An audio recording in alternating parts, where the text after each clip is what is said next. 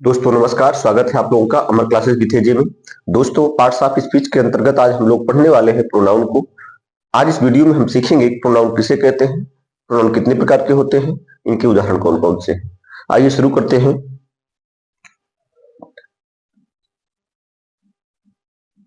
Pronoun जिसको कहा जाता है हिंदी में सर्वनाम।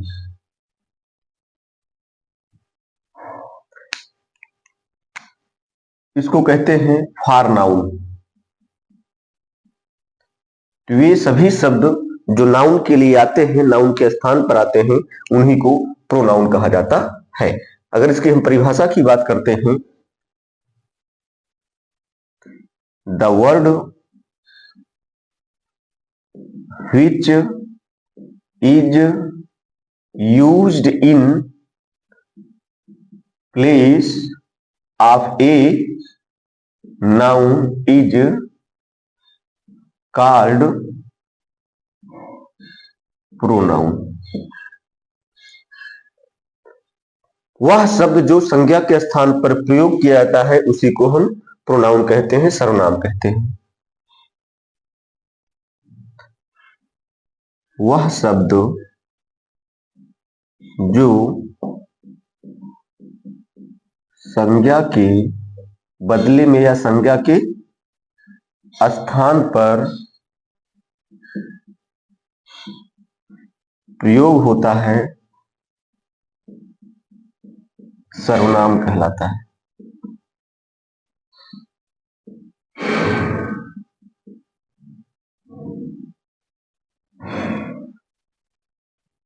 तो यहां पर आपने देखा कि वह शब्द जो संज्ञा के स्थान पर संज्ञा के बदले में प्रयोग किया जाता है उसी को हम कहते हैं सर्वनाम।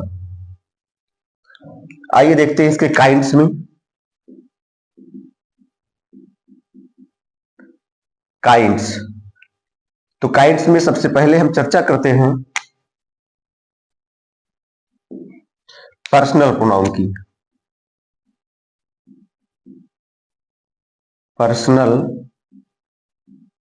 प्रोनाउन जिसको कहा जाता है पुरुष वाचक सर्वनाम। देखिए ज्यादातर इनका प्रयोग पर्सन के लिए होता है, पुरुष के लिए होता है, इसीलिए इसको हम पुरुषवाचक सर्वनाम या पर्सनल प्रोनाउन कहते हैं। अब ये जो पर्सनल प्रोनाउन होते हैं इनमें 3 पर्सन होते हैं। फर्स्ट पर्सन, सेकंड पर्सन और थर्ड पर्सन। तो जो पर्सनल प्रोनाउन होते हैं इनके 3 पर्सन होते हैं, फर्स्ट पर्सन, सेकंड पर्सन और थर्ड पर्सन। फर्स्ट पर्सन में कौन होता है? जो वक्ता होता है, जिसको स्पीकर बोलते हैं। जो बोलने वाला व्यक्ति होगा, जो भी बोलेगा, वह अपने नाम के स्थान पर जिन शब्दों का प्रयोग करता है वे शब्द फर्स्ट पर्सन कहलाते हैं। इसमें आपका आई और बी आता है।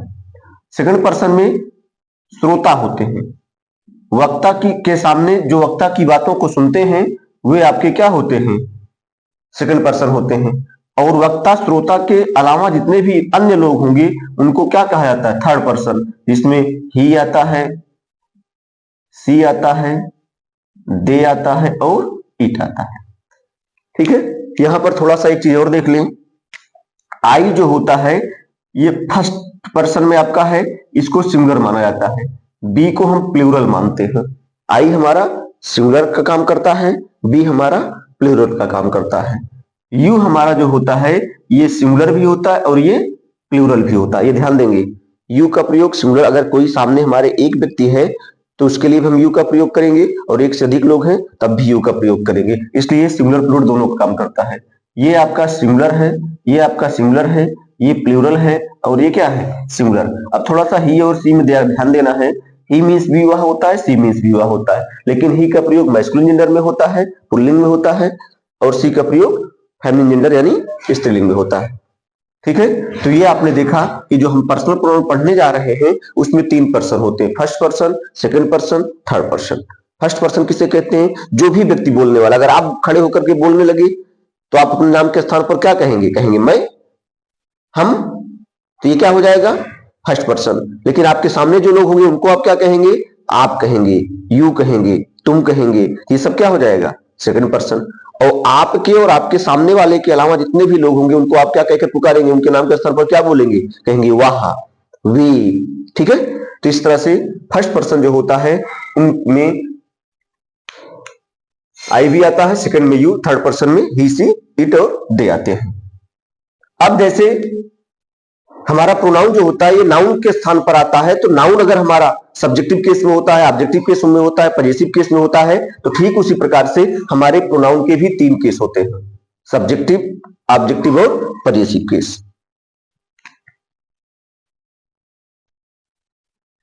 थोड़ा सा देखेंगे इसमें।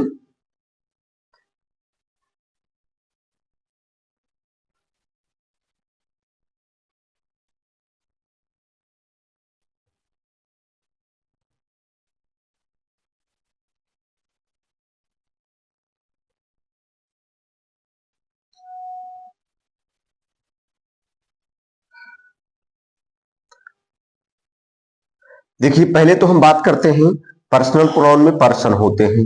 अब पर्सन में कौन कौन से पर्सन हैं? फर्स्ट पर्सन है, सेकंड पर्सन है और थर्ड पर्सन है। ठीक है, तो नाउन की तरह अब इसके तीन केस होते हैं। अब पहला देखिए आप लोग, जैसे अगर हम बात करते हैं तो पहला हमारा होता है सब्जेक्टिव केस। कौन सा केस? Subjective case. दूसरा होता है हमारा ऑब्जेक्टिव केस। कौन सा केस होता है? Objective case. समझ रहे होंगे, सब्जेक्टिव, ऑब्जेक्टिव। और तीसरा हमारा होता है पजेसिव केस। पजेसिव केस अगर लिखना चाहे तो इसको लिख सकते हैं पूरा, subjective case, objective case. Possessive case में देखिए मैंने इसमें दो चीज देखना है, एक तो पजेसिव एडजेक्टिव होता है और एक पजेसिव प्रोनाउन होता है, तो इसको भी थोड़ा सा आपको समझना है। उसके बाद हम बात करते हैं इसी समय रिफ्लेक्सिव और इंफेटिक प्रोनाउन जो होते हैं उनके उदाहरण की भी हम चर्चा कर लेते हैं। यहां पर आता है रिफ्लेक्सिव और इंफेटिक, ये दोनों एक ही होते हैं। ठीक है, तो आइए देखते हैं। जैसा कि अभी आप लोगों ने देखा कि फर्स्ट पर्सन के अंतर्गत कौन कौन आता है? आई आता है और बी आता है। सेकंड पर्सन में कौन आता है? यू। थर्ड पर्सन में ही आएगा, सी आएगा, दे आएगा और इट आता है। ठीक है, तो अब अगर कहीं भी हमारा नाउन, जैसे ध्यान दें, अगर लिखा गया है राम रीड्स ए बुक, तो यहां हमारा नाउन किसका काम कर रहा है? सब्जेक्ट का काम कर रहा है। जब नाउन सब्जेक्ट का काम कर रहा है, अगर उस नाउन के स्थान पर हम कोई प्रोनाउन लगाना चाहते हैं तो हमारा प्रोनाउन भी सब्जेक्टिव केस में होगा, सब्जेक्ट के रूप में आएगा। तो सब्जेक्टिव केस में कौन होता है? आई और बी। तो राम के स्थान पर अगर लिखा जाए तो किसका प्रयोग करेंगे आप? जैसे राम थर्ड पर्सन है तो राम के स्थान पर क्या लगाएंगे? ही लगाएंगे। कहने का मतलब है कि अगर नाउन सब्जेक्टिव केस में है तो उसके लिए जो प्रोनाउन आएगा वो भी सब्जेक्टिव केस में होना चाहिए। यहां ही के स्थान पर हम हिम नहीं लिख सकते। क्यों? क्योंकि हिम हमारा ऑब्जेक्टिव केस होता है। सब्जेक्ट का जो केस होता है, जो केस रहेगा, वही हमारे प्रोनाउन का भी केस होना चाहिए। अगर हमारा सब्जेक्ट, हमारा नाउन सब्जेक्टिव केस में है तो हमारा प्रोनाउन भी सब्जेक्टिव केस में होगा। हमारा नाउन ऑब्जेक्टिव केस में है तो हमारा प्रोनाउन भी ऑब्जेक्टिव केस में होगा। अर्थात चूंकि हमारा प्रोनाउन जो है नाउन के लिए आता है, तो नाउन जैसा रहेगा, जिस केस में रहेगा उसी केस में हमारा प्रोनाउन भी होना चाहिए। ठीक है, ये विशेष ध्यान देंगे। तो जैसे अब यहां पर हम देखते हैं I, we, you, he, she, it, they, ये सब क्या हो गए? Subjective case. अब ऑब्जेक्टिव के केस में बात करते हैं तो आई का क्या होता है? मी। बी का क्या होता है? अस। यू का यू, ही का हिम, सी का हर, दे का देम और इट का इट। तो ये आप देख रहे हैं कि ये सब्जेक्टिव केस हो गया, हमारे पर्सनल प्रोनाउन ही है। तो पर्सनल प्रोनाउन का ये सब्जेक्टिव केस हो गया और पर्सनल प्रोनाउन का ये ऑब्जेक्टिव केस हो गया। अब हम देखते हैं पजेसिव केस में। तो पजेसिव केस में मी का माई होता है, आवर होता है, योर होता है, हिज होता है, हर होता है, देयर होता है, इट्स होता है। लेकिन यहां लिखा क्या गया, पजेसिव केस में तो है लेकिन पजेसिव एडजेक्टिव है, ये प्रोनाउन नहीं है। क्योंकि ये जितने भी शब्द हैं ये कभी भी अकेले नहीं यूज किए जाते हैं। आप लोग इनको जब लिखते होंगे तो लिखते होंगे दिस इज माई, क्या ऐसे लिखे कभी? ये नहीं। क्यों? क्योंकि एडजेक्टिव है और एडजेक्टिव हमेशा अपने आगे कोई ना कोई नाउन लेगा। तो दिस इज माई बुक, तो ये हमारा नाउन है, ये नाउन के पहले आ रहा है, इसलिए इसको हम क्या कहेंगे? एडजेक्टिव। लेकिन ये क्या बता रहा है? इस पर अधिकार बता रहा है, इसीलिए इसको हम क्या कहेंगे?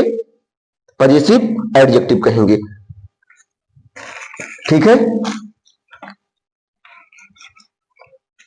अब देखिए पजेसिव प्रोनाउन कौन कौन से होते हैं। पजेसिव प्रोनाउन में आपका आई का क्या हो जाएगा? माइन, आवर का आवर्स, योर का योर्स, हिज का हिज ही रहेगा, हर का हर्ष हो जाएगा, देयर का देयर्स हो जाएगा, इट का इट्स हो जाएगा। ठीक है। तो यहां पर जो आपने देखा इसमें ये यहां से लेकर यहां सब्जेक्टिव और ऑब्जेक्टिव केस तक हम बात करेंगे कि हमारा पर्सनल प्रोनाउन है। कौन सा प्रोनाउन है? पर्सनल प्रोनाउन है। ठीक है। अब यहीं पर हम चर्चा रिफ्लेक्सिव प्रोनाउन की और एम्फेटिक प्रोनाउन की करना चाह रहे हैं। देखिए आप लोग, जैसे माई है तो उसी में सेल्फ या सेल्फ जोड़ेंगे तो क्या बन जाएगा? रिफ्लेक्सिव और एम्फेटिक प्रोनाउन बन जाएगा। तो क्या हो गया? माई सेल्फ हो गया, आवर सेल्फ हो गया, योर सेल्फ। देखो यहां पर ध्यान देना, योर सेल्फ भी हो सकता है और योर सेल्फ भी हो सकता है। क्यों? क्योंकि मैंने कहा कि यू आपका सिंगुलर भी है प्लूरल भी है। अगर सिंगुलर होगा तो योर सेल्फ लगाएंगे और प्लूरल होगा तो योर सेल्फ लगाएंगे। ही क्या हो जाएगा? हिम सेल्फ हो, हर सेल्फ हो, देम सेल्फ,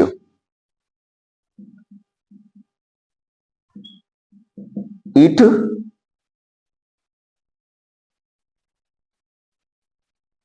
देखो यहां इट सेल्फ हो, ध्यान दें। इस तरह से थोड़ा सा देखें। पहला आपने पढ़ा पर्सनल प्रोनाउन। पर्सनल प्रोनाउन किसे कहते हैं? पुरुषवाचक सर्वनाम कहते हैं।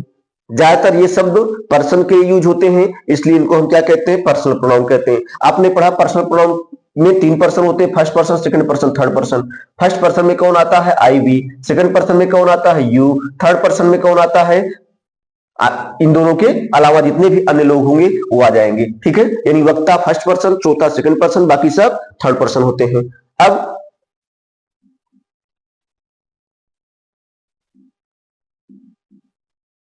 ठीक है। अब यहां पर हम देख रहे हैं कि हमारा जो पर्सनल प्रोनाउन है फर्स्ट सेकंड थर्ड पर्सन तो है, लेकिन नाउन की तरह उसमें भी सब्जेक्टिव ऑब्जेक्टिव और पजेसिव केस होते हैं। इसको भी इसलिए सीखना है कि अगर हमारा नाउन सब्जेक्ट का काम करेगा तो प्रोनाउन भी सब्जेक्टिव केस में आएगा। नाउन अगर हमारा ऑब्जेक्टिव केस में होगा तो हमारा प्रोनाउन भी किस में होना चाहिए? ऑब्जेक्टिव केस में। ठीक है। तो इस तरह से ये आपका किसका उदाहरण हो गया? पर्सनल प्रोनाउन का। अब दूसरा हम देखते हैं इसी के अंतर्गत पजेसिव प्रोनाउन। Possessive pronoun. अब पजेसिव प्रोनाउन को जिसको हम अधिकार सूचक सर्वनाम कहते हैं, अधिकार सूचक सर्वनाम। अब ये अधिकार सूचक सर्वनाम कौन कौन से हैं? मैंने आपको बताया जो पजेसिव प्रोनाउन है यही है। इसमें आपका क्या क्या आ जाएगा? आ जाएगा माइन, आवर्स, योर्स, हिज, हर्ष, देयर्स और इट्स। तो ये सब क्या होते हैं? ये आपके पजेसिव प्रोनाउन होते हैं, जिसको मैंने इस शीट में बना दिया है। ठीक है। तो पजेसिव प्रोनाउन कौन से होते हैं? ये अधिकार सूचक सर्वनाम होते हैं। फिर अगला इसी में तीसरा है रिफ्लेक्सिव प्रोनाउन, जिसको हम निजवाचक सर्वनाम कहते हैं। ये कौन से सर्वनाम होते हैं? निजवाचक सर्वनाम होते हैं। ठीक है। चौथा आपका है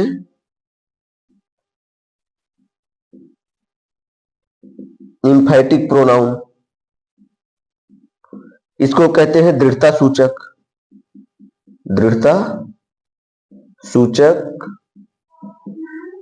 सर्वनाम होते हैं। क्या होते हैं? दृढ़ता सूचक सर्वनाम होते हैं। अब इन दोनों में जो उदाहरण है वो कौन कौन से हैं?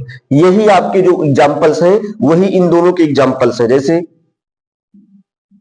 My self, ourself, yourself. ठीक है, तो ये सब आपके यही जो एग्जाम्पल्स हैं यही इसमें भी आएंगे, यही इसमें भी आएंगे। ठीक है। अब अंतर थोड़ा सा ये देखना है कि कब वो रिफ्लेक्सिव होगा और कब वो इंफैटिक होगा। थोड़ा सा ध्यान दीजिए। जैसे एग्जाम्पल लिखा गया, आई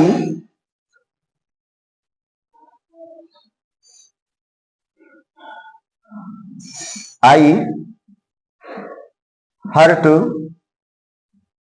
माई सेल्फ। यहां पर लिखा गया I hurt myself. I means मैंने, हर्ट मीन्स चोट पहुंचाई, माई सेल्फ मीन्स स्वयं को।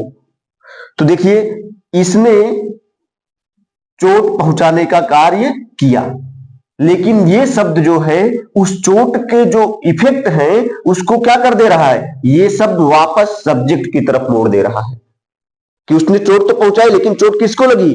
उसको खुद को लगी। तो ये कौन बता रहा है किसी को लगी? ये बताने का काम ये माई सेल्फ कर रहा है कि आई हर्ट माई सेल्फ, मैंने खुद को चोट पहुंचाई।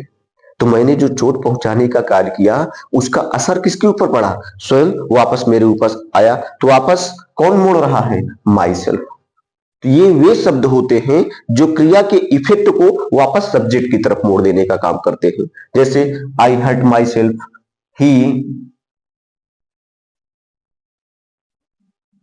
Hertz himself. तो यहां पर वह स्वयं को चोट पहुंचाता है, तो वह हमेशा चोट पहुंचाने का काम तो करता है, लेकिन किसको? स्वयं को। ठीक है। तो इस तरह से हम देख रहे हैं कि हमारा अगर इस तरह से क्रिया के इफेक्ट को वापस सब्जेक्ट की तरफ मोड़ रहा है तो उसी को हम रिफ्लेक्सिव कहेंगे। कौन सा प्रोनाउन कहेंगे? Reflexive pronoun. ये हमारे रिफ्लेक्सिव प्रोनाउन। ठीक है। लेकिन यही शब्द इंफैटिक प्रोनाउन कब बन जाते हैं? कैसे? देखिए, जब आई माई सेल्फ सा यू डूइंग दिस। ध्यान दीजिएगा, आई माई सेल्फ, अब आई मीन्स मैंने, माई सेल्फ मीन्स स्वयं, सा मीन्स देखा, यू मीन्स आपको, डूइंग दिस यह करते हुए, मैंने स्वयं आपको यह करते हुए देखा। तो यहां पर हम देख रहे हैं ये सब्जेक्ट है हमारा। ये क्या है? सब्जेक्ट है। और सब्जेक्ट के बाद ये आ करके उस पर क्या डाल रहा है? जोर डाल रहा है, दबाव दे रहा है। इसलिए इसको हम क्या कहते हैं? इंफैटिक प्रोनाउन। तो इंफैटिक प्रोनाउन हमेशा सब्जेक्ट के बाद लगेगा। ध्यान दीजिएगा, यहां पर जो लग रहा था ये ऑब्जेक्ट के रूप में जा रहा था, यानी वर्ब के बाद जा रहा था और वर्ब के प्रभाव को सब्जेक्ट की तरफ मोड़ रहा था। लेकिन यहां पर ये शब्द दबाव डालने के लिए, जोर देने के लिए सब्जेक्ट के तुरंत बाद आया। जैसे आई माई सेल्फ सा यू, मैंने खुद आपको ऐसा करते हुए देखा। तो मैंने खुद, जब अगर खुद कह दिया जाएगा, मैंने स्वयं कह दिया जाएगा, तो आप पर दबाव बनता है। किसका मतलब? स्वयं देखें। ठीक है। तो कभी भी जब सब्जेक्ट के तुरंत बाद ये रिफ्लेक्सिव प्रोनाउन आते हैं तो ये क्या बन जाते हैं? तो यही रिफ्लेक्सिव जो थे वही क्या बन जाते हैं? इंफैटिक प्रोनाउन बन जाते हैं। ठीक है। अब थोड़ा सा यहां पर यह भी ध्यान देना है कि ये प्रोनाउन है, इसको आप सब्जेक्ट के रूप में नहीं लिख सकते। कुछ लोग अगर सोचे कि हम लिख दें माई सेल्फ हो, तो माई सेल्फ सब्जेक्ट नहीं बनेगा। माई सेल्फ हमेशा सब्जेक्ट के बाद आएगा। ठीक है। तो जितने भी रिफ्लेक्सिव या इंफेटिक प्रोनाउन होते हैं ये सब्जेक्ट का काम नहीं करते हैं, नाउन के स्थान पर इनका प्रयोग नहीं किया जा सकता है। ठीक है, नाउन के स्थान पर प्रयोग तो किया जाएगा लेकिन किस रूप में, सब्जेक्ट के रूप में इनका प्रयोग नहीं किया जाएगा। ठीक है, तो ये ध्यान दीजिएगा, यहां पर ये केवल जोर देने के लिए, थोड़ा सा दृढ़ता दिखाने के लिए इसका प्रयोग किया गया है। क्यों? क्योंकि जब सब्जेक्ट के बाद रिफ्लेक्सिव प्रोनाउन आ जाता है तो हम जान जाते हैं कि वह इंफेटिक प्रोनाउन का काम कर रहा है। तो यहां पर आप लोगों ने प्रोनाउन में 4 प्रोनाउन के बारे में पढ़ा, personal pronoun, possessive pronoun, reflexive pronoun और इंफेटिक प्रोनाउन। ठीक है, अब आगे हम देखते हैं